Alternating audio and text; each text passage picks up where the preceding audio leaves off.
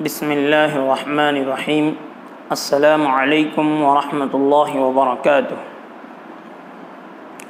گزشتہ ملاقات میں مرزا غالب رحمۃ اللہ علیہ کی لکھی ہوئی غزل آپ کے سامنے پڑھی گئی، اس کی تشریح آئی اور غزل کا تعارف بھی آیا، مقطع، مطلع، حسن مطلع، قطعبن، قافیہ، ردیف، یہ سب کیا ہوتے ہیں۔ آج اسی سبق سے رومن نمبر 3 میں زبان شناسی ہے، آج ہم اس کے تعلق سے بات کرتے ہیں۔ لفظیات۔ الف، غزل میں استعمال ہونے والے محاوروں کی نشاندہی کرتے ہوئے ان کو جملوں میں استعمال کیجیے۔ ہم سبق میں چلتے ہیں تو ہم کو پتہ چلے گا اس کے اندر انہوں نے کون سا محاورہ استعمال کیا۔ ایک محاورہ انہوں نے استعمال کیا، بھلا کر تیرا بھلا ہوگا، بھلا کر تیرا بھلا ہوگا، کاش پوچھو کہ مدعا کیا ہے، کاش پوچھو کہ مدعا کیا ہے۔ یہ محاورے ہیں، ان کو اپنے انداز میں جملوں میں استعمال کرنا ہے۔ کام نمبر 2، با، دیے گئے خط کشیدہ الفاظ کے ازداد، لفظ اور ضد کو استعمال کرتے ہوئے جملے بنائیں۔ یہاں پر کام کیا دیا گیا ہے؟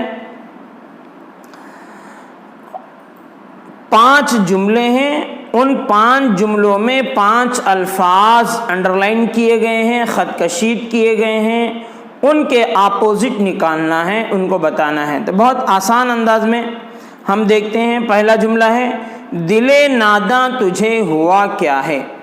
دل ناداں میں ناداں کو خط کشید کیا گیا، تو ناداں اس کا اپوزٹ، اس کی ضد کیا ہے؟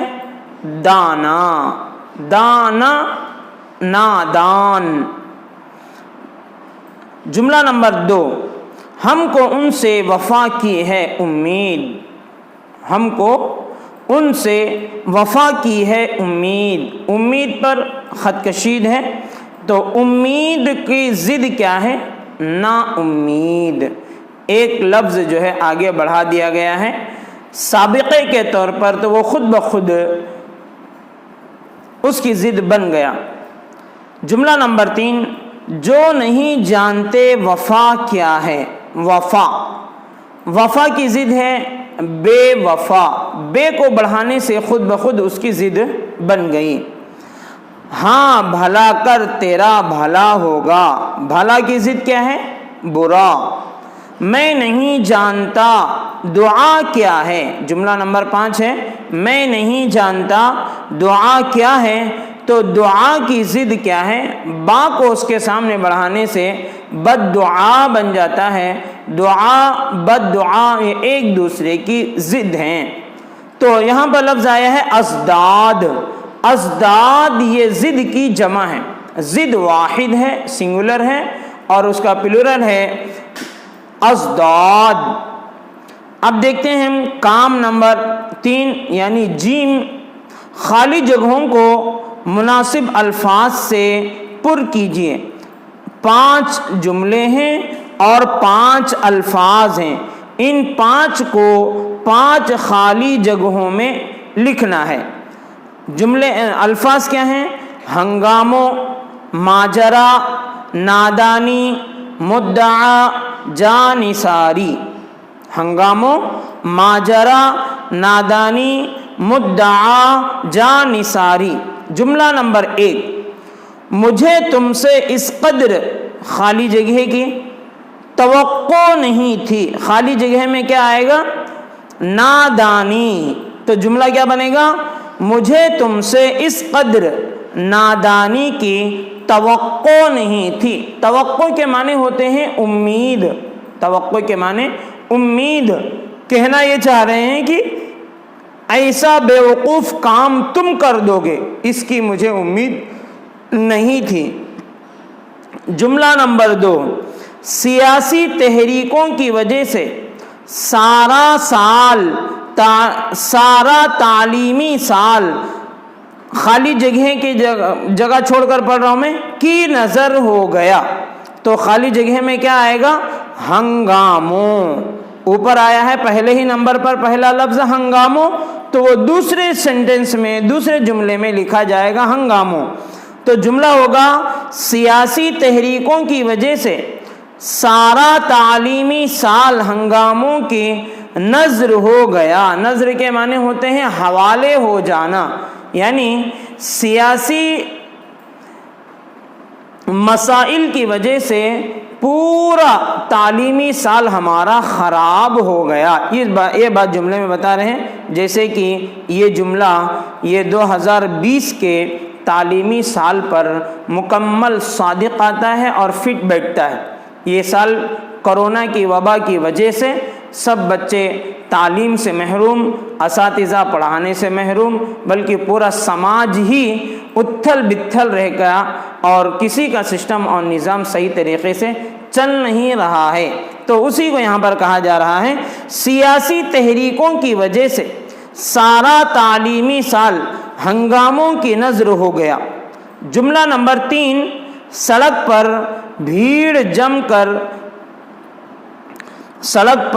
بھیڑ جمع دیکھ کر میں بھی آگے بڑھا کہ آخر دیکھوں کہ کیا، خالی جگہ ہے وہاں پر لکھا جائے گا ماجرا۔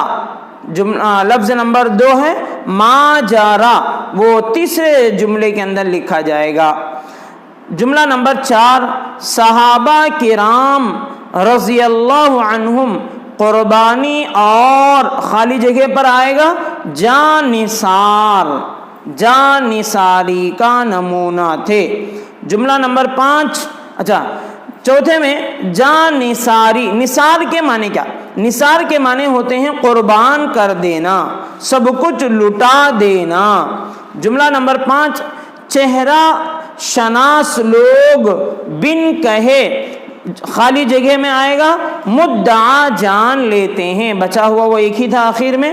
تو شناس کے معنی پہچاننا، چہرہ شناس کے معنی ہوتے ہیں چہرے کو پہچاننے والا، اسی سے بنا ہے آشنا۔ ہم لوگ آپس میں کہتے ہیں کہاں گیا تھا؟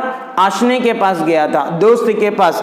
آشنے کو آشنا اس لیے کہتے ہیں کہ وہ ہمارے حالات سے باخبر ہوتا ہے، ہمارے سب کچھ رازوں کو وہ جانتا ہے، اس لیے اس کو آشنا کہتے ہیں۔ تو پہلے جملے میں خالی جگہ میں نادان، دوسرے میں ہنگاموں، تیسرے میں ماجرا، چوتھے میں جانثاری، پانچویں میں مدعا۔ اب ہم دیکھتے ہیں قواعد میں، گرامر میں کیا کام انہوں نے دیا ہے۔ علم بیان، علم بیان کس کو کہتے ہیں؟ ہمارے سبق میں، ہماری یہ پوری کتاب میں، 10ویں جماعت کی پوری کتاب میں ایک علم اس کے پہلے آیا تھا، علم عروض، جو شعر و شاعری سے تعلق رکھنے والا ایک مستقل علم ہے۔ اب یہاں پر دوسرا علم آیا ہے علم بیان۔ علم بیان کس کو کہتے ہیں؟ علم بیان کا فائدہ کیا ہے؟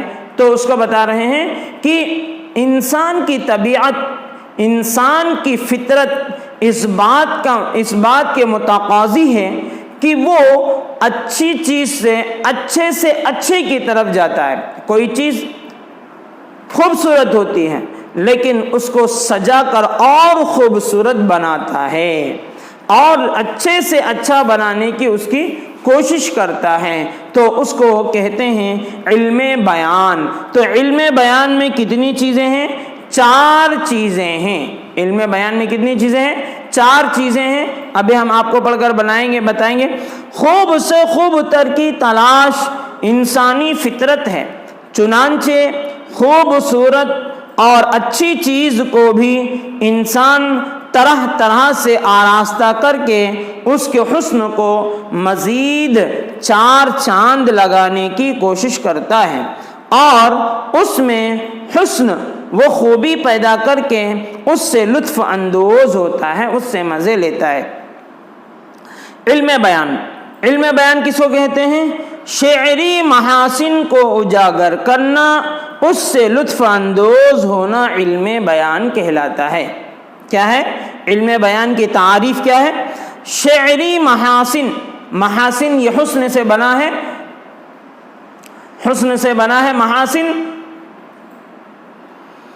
خوبصورت سجی دھجی چیز، تو کہتے ہیں شعری محاسن کو، شعر کی خوبصورتی کو اور زیادہ سجا کر بنا کر سامنے لانے کے لیے، اس کے اندر لطف پیدا کرنے کے لیے جس علم کو استعمال کیا جاتا ہے اس کو کہتے ہیں علم بیان۔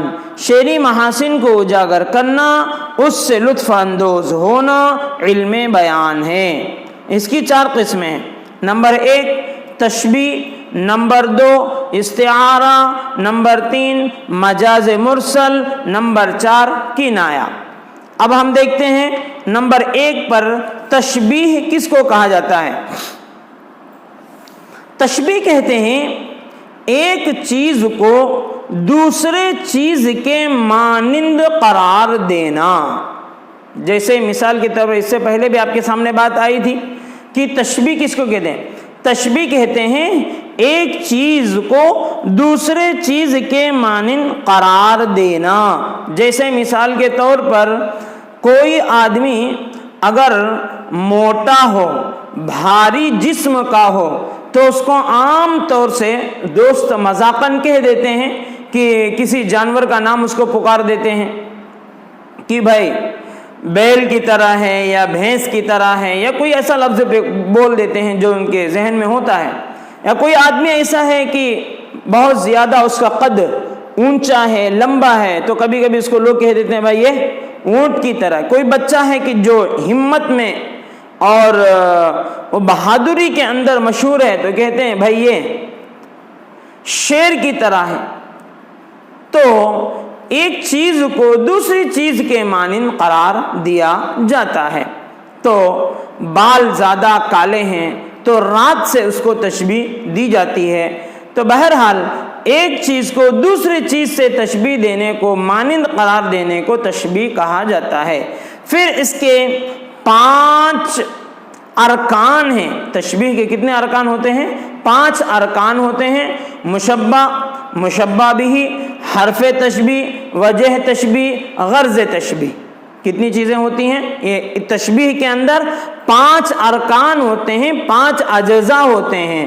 نمبر 1 مشبہ، نمبر 2 مشبہ بھی، نمبر 3 حرف تشبیہ، نمبر 4 وجہ تشبیہ، نمبر 5 غرض تشبیہ۔ اب ہم دیکھتے ہیں یہاں پر مصنف نے کیا مثال دے کر ہم کو تشبیہ کو سمجھانے کی کوشش کی ہے۔ تو ایک شعر انہوں نے یہاں پر لکھا ہے، جگنوں کی روشنی ہے کاشانۂ چمن میں، جگنوں کی روشنی ہے کاشانۂ چمن میں، یا شمع جل رہی ہے پھولوں کی انجمن میں۔ یہ شعر ہے۔ یہ شعر کہاں سے لیا گیا ہے؟ 8th کلاس میں آپ لوگوں نے پڑھا کہ جگنو نام کا جو لیسن تھا، سبق تھا، علامہ اقبال رحمۃ اللہ علیہ کا لکھا ہوا کافی لمبا سبق ہے، اس کے اندر سے یہ شعر لیا گیا ہے۔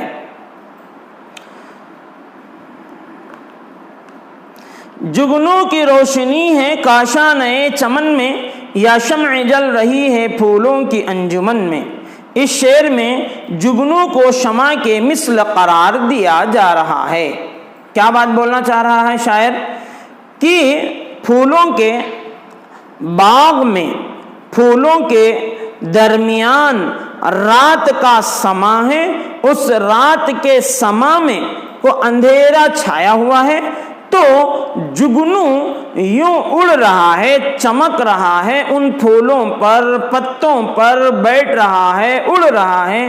تو شاعر کہہ رہا ہے ایسا لگ رہا ہے کہ ان پھولوں کے درمیان جگنو نہیں اڑ رہا ہے، بلکہ ایک چھوٹے سے کینڈل، ایک چھوٹا سا دیپ جلا دیا گیا ہے، دیا جلا دیا گیا ہے، شمع جلا دی گئی ہے۔ اس کو شاعر کہتا ہے حالانکہ وہ جگنو ہے، جگنو کو کیا سمجھا رہا ہے شاعر کی نظر سے اس کو دیکھیں تو اس کے اندر تشبیہ کس کی پائی جا رہی ہے؟ وہ شمع کی تشبیہ پائی جا رہی ہے۔ تو شمع کی تشبیہ کیوں کہہ رہے ہیں؟ اس لیے کہ شمع میں بھی روشنی پائی جاتی ہے اور جگنو میں بھی روشنی پائی جاتی ہے۔ یہ اس شعر میں جگنو کو شمع کے مثل قرار دیا جا رہا ہے۔ نازکی ان کے لب کی کیا کہیے، نازکی ان کے لب کی کیا کہیے، پنکھڑی ایک گلاب کی سی ہے، پنکھڑی ایک گلاب کی سی ہے۔ اس شعر میں لب کی نازکی کو گلاب کی پنکھڑی کے مثل قرار دیا جا رہا ہے۔ کیا بتا رہے ہیں اس شعر کے اندر؟ شاعر اپنی محبوبہ کے ہونٹوں کی نزاکت کو بتا رہا ہے۔ اس کے ہونٹ اتنے نازک ہیں جیسے کہ گلاب کا پھول، اس کے پھول کا جو لال پتا ہوتا ہے، لال پنکھڑی ہوتی ہے، اس پنکھڑی کو آپ ایسا ملیں گے تو ہلکا سا آپ کو مخمل جیسا لگے گا، اور بچے کبھی کبھی جو ہے اس پھول کو لے کر کے جو ہے مسلتے بیٹھتے ہیں تو ان کو ہاتھوں کو جو ہے وہ بہت نرم لگتا ہے، بہت نازک چیز ہوتی ہے۔ تو شاعر جو ہے یہاں پر یہ بات بتا رہا ہے کہ میرے محبوبہ کے ہونٹ گلاب کے پھول کی پنکھڑی کے مانند نازک ہیں۔ تو تشبیہ دے رہا ہے، پنکھڑی سے ہونٹوں کو تشبیہ دی جا رہی ہے۔ تو کہتے ہیں اس شعر میں لب کی نازکی کو گلاب کی پنکھڑی کے مثل قرار دیا جا رہا ہے۔ اب دیکھیے تشبیہ کی تعریف کیا ہے؟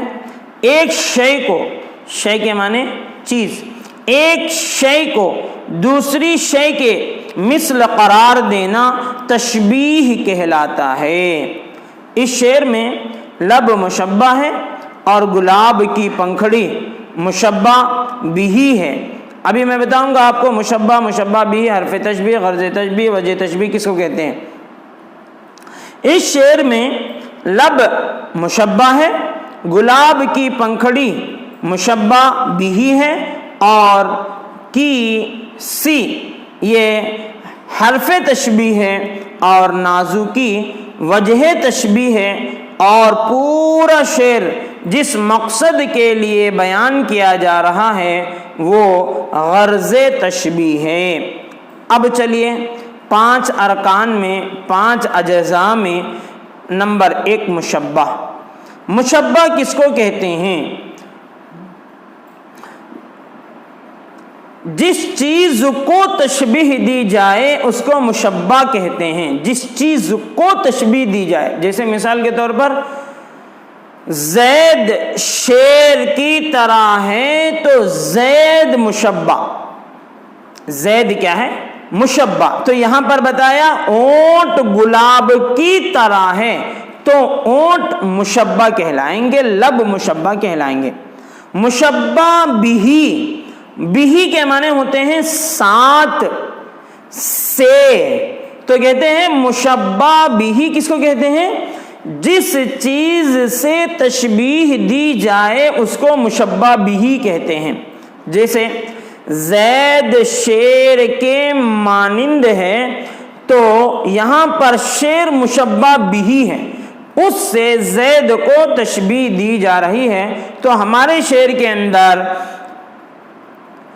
گلاب کی پنکھڑی یہ مشبہ بھی کہلائے گی۔ حرف تشبیہ کی مانند، جیسے زید شیر کے مانند ہے تو یہ کے جو ہے، سی جو ہے، اور جو ہے، یہ سب کیا کہلائیں گے؟ حرف تشبیہ۔ یہ ان کے ذریعے سے جو ہے مشبہ بھی کے درمیان تعلق پیدا کیا جا رہا ہے ان حرفوں کے ذریعے سے، تو اس لیے ان کو کیا کہا جائے گا؟ حرف تشبیہ۔ تو پھر اس کے بعد ہے وجہ تشبیہ۔ ریزن کیا ہے؟ وجہ کیا ہے اس کو تشبیہ دینے کی؟ بہادری۔ تو زید شیر کی طرح بہادر ہے تو بہادر ہونا یہ وجہ تشبیہ ہے۔ تو کہتے ہیں ہمارے اس شعر کے اندر اونٹوں کی نزاکت یہ حرف تشبیہ ہے، وجہ تشبیہ ہے، اور غرض جو ہے پورا شعر یہاں پر بتایا گیا ہے کہ یہ غرض تشبیہ ہے. اس طرح سے ہمارے مشبہ، مشبہ بھی، حرف تشبیہ، وجہ تشبیہ، غرض تشبیہ. نمبر 2، اس شعر پر غور کیجئے. علم بیان میں 4 چیزیں بتائی گئی تھیں. نمبر 1 پر تشبیہ، نمبر 2 پر استعارہ. اب استعارہ کا تعارف آپ کے سامنے آ رہا ہے کہ استعارہ کس کو کہتے ہیں. استعارہ یہ عربی زبان کا لفظ ہے. استعارہ کے معنی ہوتے ہیں کسی چیز کو کرائے پر لینا، مستعار لینا. وہ چیز کے ہم مالک نہیں ہیں مگر ہم اس کو کرائے پر لیے ہیں تھوڑی دیر کے لیے، پھر وہ چیز استعمال کرنے کے بعد واپس چلی جائے گی، وہ ہمارے پاس نہیں رہے گی. تو اس کو کہتے ہیں استعار، مستعار لینا. تو کبھی کبھی اشعار میں، کبھی کبھی جملوں میں بات جو لفظ ہوتا ہے اس لفظ کا اصل معنی اس کے اندر ہم لے ہی نہیں سکتے، مرادی معنی ہی لینا پڑتا ہے. جیسے مثال کے طور پر میں کہوں، میں گھر سے گرتے پڑتے اسکول چلا آیا. میں مرتے پڑتے اسکول چلا آیا. اچھا، اس جملے کے اندر کیا بات بتائی جا رہی ہے؟ مرتے پڑتے گرتے میں اسکول چلا آیا. اگر میں مر گیا، میں پڑ گیا تو میں اسکول کیسے چلا آیا؟ اسکول تو میں چلا نہیں آ سکتا تھا. مگر اس جملے کے اندر بتانا مقصود مرنا، پڑنا، گرنا نہیں ہے، بلکہ بتانا مقصود یہ ہے کہ بہت مشکل راستے سے میں آیا ہوں. اب بات سمجھ میں آ گئی؟ تو کبھی کبھی جو ہے الفاظ کا معنی اور مطلب جو لغت کے اندر بیان کیا جا رہا ہے وہ نہیں لیا جا سکتا، کبھی دوسرا معنی مراد لینا پڑتا ہے. تو اس انداز کو، اس ترتیب کو استعارہ کہا جاتا ہے. اس انداز کو کیا کہتے ہیں؟ استعارہ کہتے ہیں.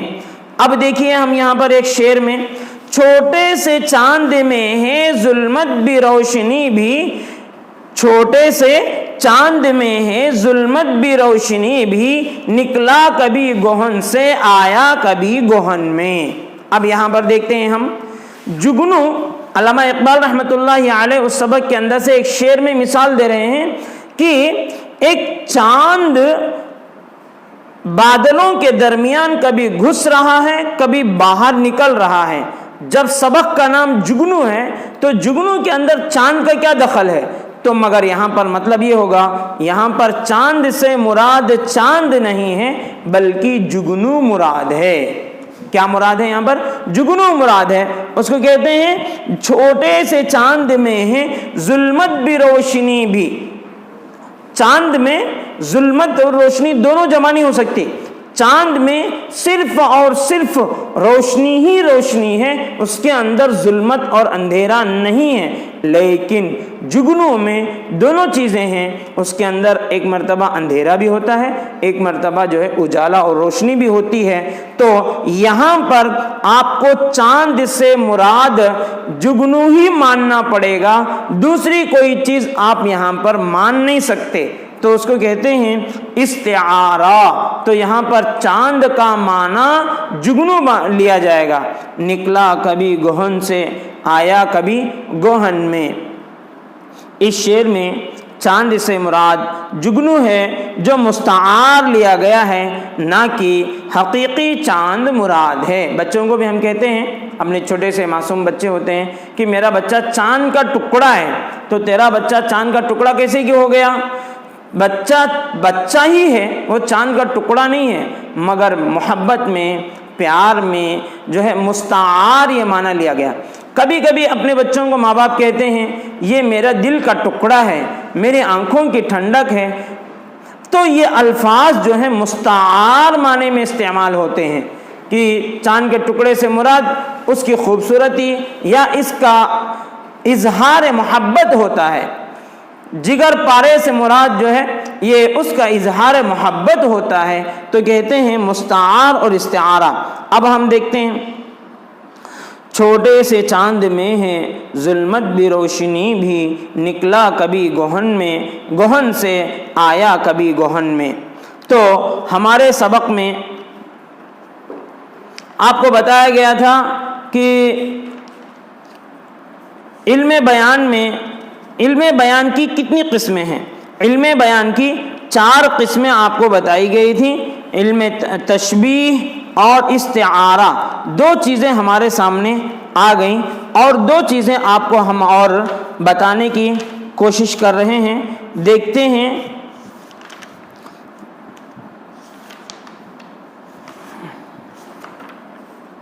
ये पेज नंबर 100 में यहाँ पर 2 मिसालें और दी गई हैं। कवाइद में हम देख लेते हैं, अलिफ,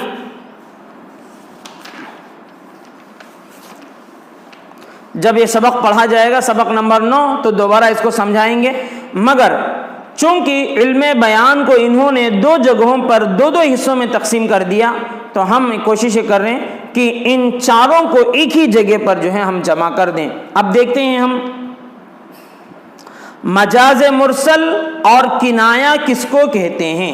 मजाज मुरसल और किनाया किसको कहते हैं? इस शेर पर गौर कीजिए, क्या शेर है ये? जब हाथ उसकी नब्ज पर रखा तबीब ने, जब हाथ उसकी नब्ज पर रखा तबीब ने, महसूस ये किया कि बदन में लगी है आग। मजाज मुरसल किसको कहते हैं? उसके हकीकी माना को छोड़कर मुरादी माना लेने को मजाज मुरसल कहते हैं। मजाज, असल में मजाज के माने क्या? जब मजाज के माने हमको मालूम हो जाएंगे तो खुद ब खुद हमको उसका तारुफ भी सामने आ जाएगा। मजाज के माने होते हैं असल के अलावा। आदमी, असल जो आदमी है उससे हटकर उसकी जगह पर जो आदमी आ जावे उसको मजाज कहते हैं। तो मजाज मुरसल किसको कहते हैं? जब किसी लफ्ज के हकीकी माना को तर्क करके सिर्फ मजाजी माना में इस्तेमाल किया जाए तो उसको मजाज मुरसल कहा जाता है। शेर क्या है? जब हाथ उसकी नब्ज पर रखा तबीब ने, महसूस ये किया कि बदन में लगी है आग। महसूस ये किया कि बदन में लगी है आग। पहला मिसरा क्या है इसके अंदर आया? नब्ज का लफ्ज आया। नब्ज किसको कहते हैं? डॉक्टर जब बीमार को देखता है तो यूं हाथ पकड़ता है, यूं हाथ पकड़ता है, तो जब यहां पर हाथ रखता है तो इसको नब्ज कहते हैं, इसको यूं पकड़ने को नब्ज कहते हैं। तबीब के माने होते हैं, ये अरबी जबान का लफ्ज है जिसके माने डॉक्टर के होते हैं। तो शायर ये कहना चाह रहा है कि जब डॉक्टर ने मरीज के हाथ पर, नब्ज पर हाथ रख करके देखा तो उसको ऐसे महसूस हुआ जैसे कि उसके बदन में आग लग गई। अरे भाई, इंसान के जिस्म में आग लग गई तो वो तो जल जाएगा।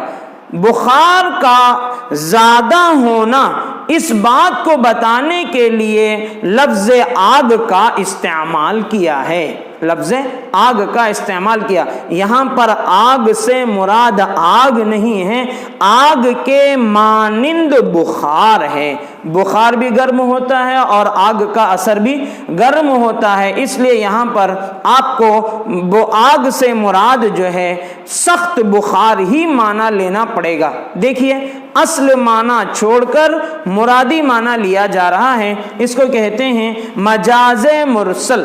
ये कलाम में खूबसूरती पैदा करने के लिए इल्म बयान का इस्तेमाल किया जाता है। इल्म बयान में तीसरे नंबर पर जो है मजाज मुरसल आपके सामने है। देखिए, इस शेर में आग से मुराद बदन की हरारत है, हरारत से मुराद गर्मी, ना कि हकीकी आग, और हकीकी माना मुराद लिया भी नहीं जा सकता।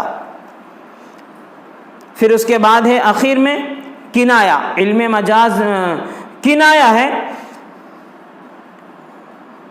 इस शेर पर गौर कीजिए, کہنا کہ دیار غربت میں ایک غم زدہ روتا رہتا ہے، دن رات تمہاری فرقت میں منہ اشکوں سے دھوتا رہتا ہے، گھلہائے مہن کو آنسوؤں کے تاروں میں پروتا رہتا ہے، اے ابر رواں جا سوئے وطن، اے ابر رواں جا سوئے وطن۔ یہ پوری ایک نظم 9ویں کلاس کے کتاب میں دوسرا لیسن آپ کو آیا تھا، تیسرا لیسن آپ کو آیا تھا، وہاں پر جو ہے ایک پردیسی اپنا ملک چھوڑ کر کے اس پردیس میں کس طریقے سے وہ دکھ درد کی زندگی گزارتا ہے، وہ جو ہے یہاں پر ایک نقشہ کھینچا جا رہا ہے۔ آپ کو دیکھیں، میرے ایک مرتبہ پڑھ کے میں آپ کو سمجھاؤں۔ کہنا کہ دیار غربت میں ایک غم زدہ روتا رہتا ہے، ماں باپ بھائی بہن گاؤں سب کچھ چھوڑ کر پردیس میں ایک آدمی رو رہا ہے ان تمام چیزوں کی یادوں میں، تو اس کے رونے کا انداز کیسا ہے اس چیز کو بتا رہے ہیں۔ دن رات تمہاری فرقت میں، فرقت کے معنی ہوتے ہیں جدائی، الگ ہونا، دن رات تمہاری فرقت میں منہ اشکوں سے دھوتا رہتا ہے۔ اشکوں، اشک کے معنی ہوتے ہیں آنکھ کے آنسو، تو یہ کہنا چاہ رہا ہے کہ میں اشکوں سے منہ دھو رہا ہوں، یعنی کہ میں زیادہ رو رہا ہوں۔ کم اگر آدمی روئے گا تو پلکوں تک ہی اس کے آنسو رہیں گے، وہ یوں پوچھ کے چھوڑ دے گا۔ پورا منہ کب دھویا جا سکتا ہے؟ جب پانی کی مقدار زیادہ ہو۔ وہ گلاس کا پانی اور نل کا پانی نہیں بیان کر رہا ہے، آنکھوں سے نکلنے والا ہی پانی بیان کر رہا ہے۔ تو اس کا مطلب یہ ہوا کہ منہ دھونے کے لیے کم سے کم 1 گلاس پانی کی تو ضرورت پڑتی ہے، اور اتنا پانی اگر آنسو سے آنکھوں سے نکلے تو یقیناً وہ زیادہ مقدار ہی کہلائے گا۔ تو اس کو کہتے ہیں دن رات تمہاری فرقت میں منہ اشکوں سے دھوتا رہتا ہوں، پورا منہ جو ہے میں مل مل کر کے دھو لیا ہوں، یعنی میں بہت زیادہ رو رہا ہوں۔ یہاں پر مراد یہ ہے، اشارہ اس طرف ہے زیادہ رونے کی طرف۔ اصل میں کیا ہے؟ کنایا کا معنی کیا ہے؟ کنایا کا معنی ہوتا ہے اشارہ کرنا، کسی کی طرف انگلی بتانا۔ تو یہاں پر زیادہ رونے کی طرف اشارہ ہے۔ دیکھیے اس بند میں اشکوں سے منہ دھونا اور آنسوؤں کے تار پرونا کنایا ہے۔ کنایا کا تعارف کیا ہے؟ کلام میں حقیقی معنی چھوڑ کر مرادی معنی لینا کنایا کہلاتا ہے، اور حقیقی معنی بھی مراد لیا جا سکتا ہے۔ یہ کل ملا کر علم بیان کی 4 قسمیں ہمارے سامنے آ گئیں کہ علم بیان کی 4 قسمیں کون کون سی ہیں؟ تشبیہ، استعارہ، مجاز مرسل اور کنایا۔ تو انہوں نے سبق نمبر 7 اور سبق نمبر 9 میں ان 4 کو جو ہے لکھا ہے، تو ہم نے ان 4 کو ایک جگہ پر آپ کے سامنے بیان کر دیا ہے۔ اللہ تعالی ہم کو سمجھ عطا فرمائے، عقل عطا فرمائے۔ السلام علیکم ورحمۃ اللہ وبرکاتہ۔